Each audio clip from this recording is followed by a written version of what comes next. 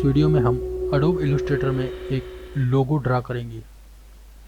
तो इसके लिए हम फाइल मेन्यू में जाते हैं और न्यू पे क्लिक करते हैं और एक ब्लैंक डॉक्यूमेंट लेते हैं। यहाँ पे हम व्यू मेन्यू में जाके रूलर ऑन करते हैं और इस प्रकार से दो गाइड्स लाइन ड्रा कर लेते हैं। अब हम यहाँ पे पॉलीगन टूल को सिलेक्ट करते हैं और यहाँ पे सबसे पहले तो हम अपनी एरिया के लिए स्ट्रोक सेट करते हैं ताकि हमें जो ड्रा कर रहे हैं वो एरिया दिखाई दे सके। और हम शिफ्ट और एल्ट की सहायता से ये जो इंटरेक्शन पॉइंट है यहाँ से इस प्रकार से एक स्क्वायर ड्रा करते हैं। अब हम इस स्क्वायर को इस प्रकार से रोटेट कर लेते हैं और इन राउंडेड डॉट्स पर क्लिक करके इस प्रकार से ये जो कॉर्नर्स है इस शेप के इसको राउंड आउट कर लेते हैं। अब हम पेन टूल सेलेक्ट करते हैं और यहाँ पे इस प्रकार से एक लाइन ड्रा करते हैं और ड्रा करने के बाद में हम इसे क्लिक और फिर होल्ड करके इस प्रकार से कर्वी शेप में ड्रा करते हैं। अब हम यहाँ पे कर्वेचर टूल को सिलेक्ट करते हैं और ये जो शेप है इसको इस प्रकार से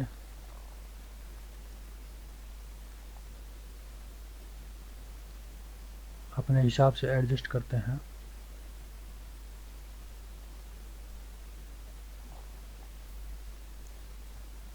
और सिलेक्शन टूल की सहायता से इस शेप को सिलेक्ट करते हैं।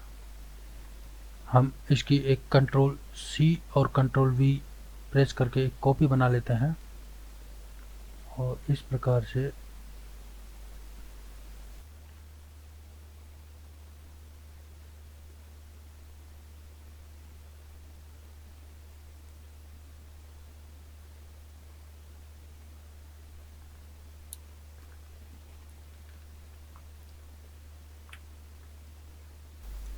अब हम इन दोनों लाइंस को शिफ्ट बटन की सहायता से सिलेक्ट कर लेते हैं और कंट्रोल C और कंट्रोल V प्रेस करके इसकी एक कॉपी और बना लेते हैं।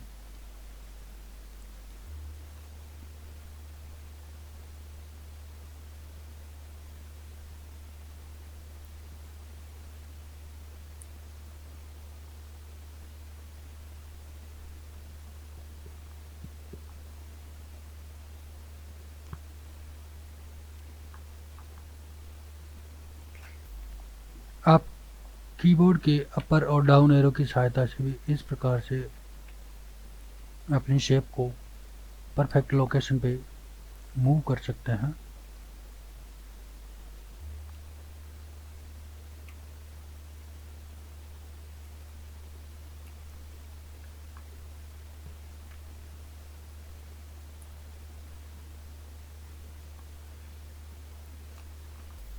अब हम इन सारी शेप्स को इस प्रकार से एरिया ड्रा करके सिलेक्ट कर लेते हैं और यहाँ से ये जो शेप बिल्डर टूल है उसको सिलेक्ट करते हैं और जो अनवांटेड शेप है इनको हम हटा देते हैं।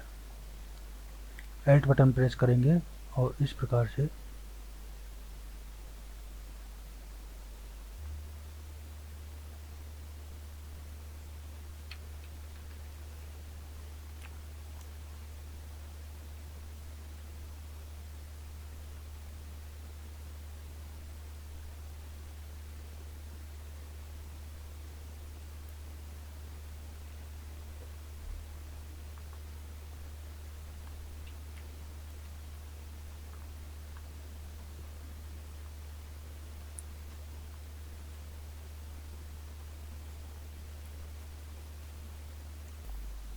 अब ये जो तीन शेप्स बन गई है उन पे हम इस प्रकार से क्लिक करके तीनों को फ्री शेप में कन्वर्ट कर देते हैं।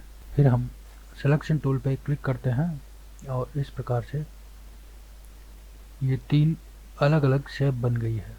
अब हम ये जो मिडिल वाली शेप है इसको सिलेक्ट करते हैं और इसकी एक कॉपी बना लेते हैं, और कॉपी बना के हम इसे यहाँ पे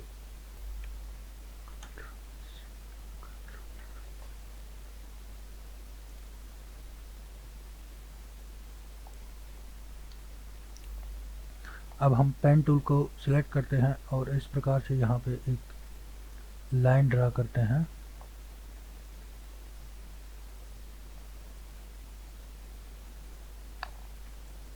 कर्वेचर टूल सेलेक्ट करते हैं और कर्वेचर टूल की सहायता से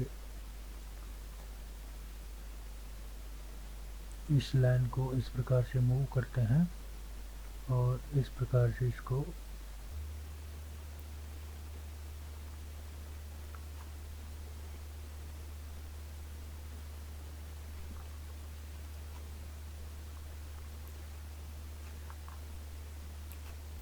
अब हम इस शेप को इस प्रकार से सिलेक्ट करते हैं, शेप बिल्डर टूल सेलेक्ट करते हैं और इस प्रकार से इन्हें अनवांटेड शेप्स जो है उनको एल्ट बटन प्रेस करके डिलीट कर देते हैं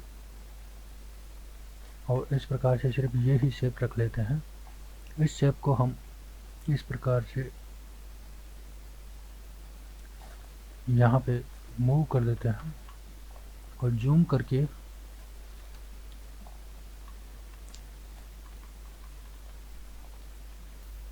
लेफ्ट राइट और अप डाउन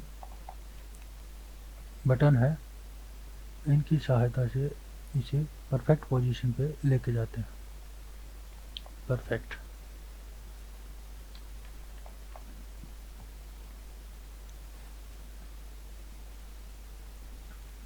अब आप सारी शेप्स को सिलेक्ट करके शेप बिल्डर टूल की सहायता से चेक कर सकते हैं कि इस प्रकार से ये चारों शेप एकदम फ्री है। इन शेप्स में हम अलग अलग कलर डाल सकते हैं। अब हमें इन गाइड्स की ज़रूरत नहीं है तो आप इन्हें इस प्रकार से हटा सकते हैं।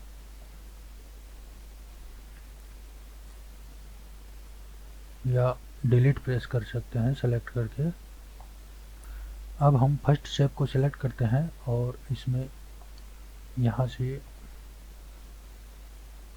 ये कलर सेलेक्ट कर देते हैं।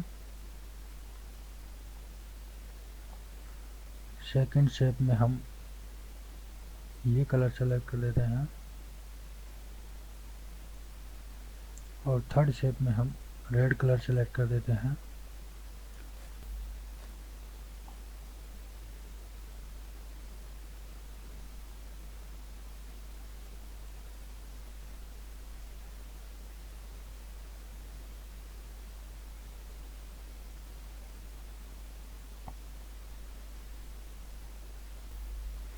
इसके बाद में हम इस ऑब्जेक्ट को सिलेक्ट करके यहाँ पे फिल ऑप्शन में जाते हैं और ग्रेडियंट ऑप्शन पे क्लिक करते हैं और ग्रेडियंट ऑप्शन पे हम यहाँ पे ये जो ब्लैक डॉट बना हुआ है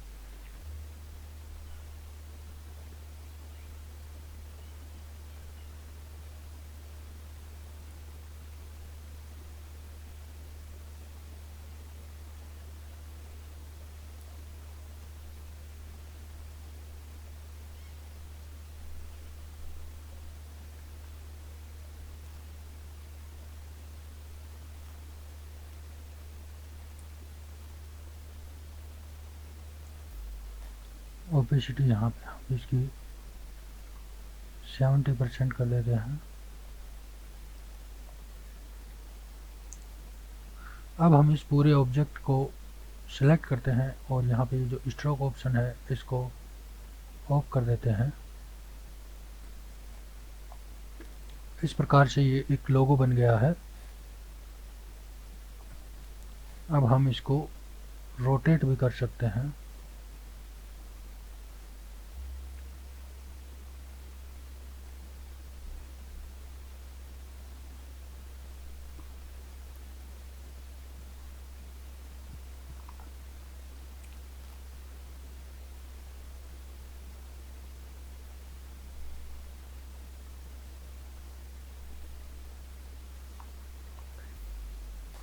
जिस पोजीशन में भी आपको ये बेटर लगे आप उसे अपने हिसाब से रख सकते हैं। इसके बाद में आप टाइप टूल सेलेक्ट करेंगे और यहाँ पे अपने लोगो को नाम देंगे। जिस प्रोजेक्ट से भी आपका लोगो संबंधित है उस प्रोजेक्ट के हिसाब से आप नाम दे सकते हैं।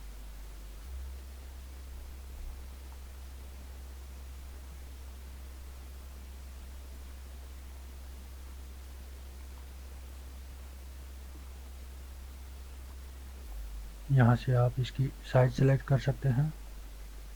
यहाँ से आप फॉन्ट सेलेक्ट कर सकते हैं। यहाँ से आप कलर सेलेक्ट करेंगे और इस पूरे टेक्स्ट को सिलेक्ट करके आप मूव टूल की सहायता से इस प्रकार से डिजायर्ड लोकेशन पर ले जा सकते हैं।